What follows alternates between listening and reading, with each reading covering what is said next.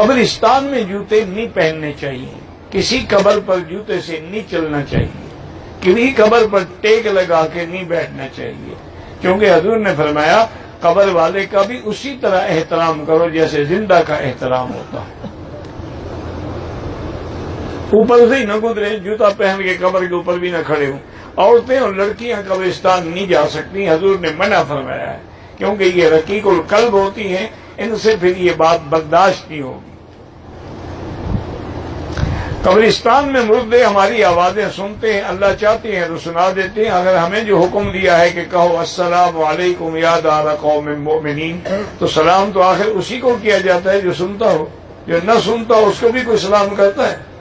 کبھی آپ نے دیوار سے کہا السلام علیکم یا دیوار؟